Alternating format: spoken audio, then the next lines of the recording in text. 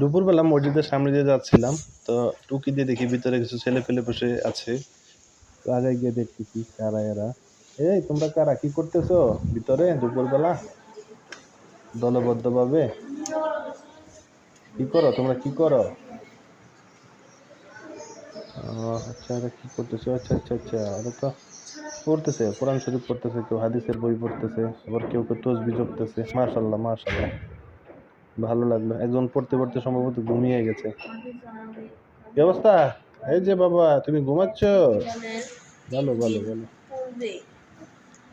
এই যে সুন্দর পড়তেছে, মাশাআল্লাহ। বিষয়টা দেখে খুব ভালো লাগলো। আমি ভাবতেছি এরা কি করতেছে রোজা রমজান একদিন ভিতরে এটা ভিডিও করতেছে, এই জন্য এটা ওরা লজ্জা কোকো খাই দিব পাইতেছে, জানো? মুখ লুকাইতেছে। অবশ্য পারমিশন ছাড়া ভিডিও এদের করা ঠিক হয় নাই, লজ্জা পাইতেছে। যাক, আল্লাহ পাক তোমাদের মনের আশা পূর্ণ করুক। সবাইদের জন্য দোয়া করবেন, কেমন?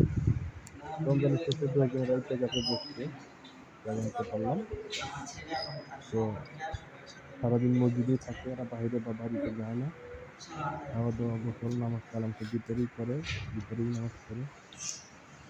আসলে এখান থেকে তো শুরু, তাই না? এরা আস্তে আস্তে ছোট থেকেই তো মানুষ শিখে, আস্তে আস্তে এরা শিখবে। যেহেতু বয়স অল্প। পড়ো তোমরা, পড়ো পড়ো, আমি চলে যাই, কেমন?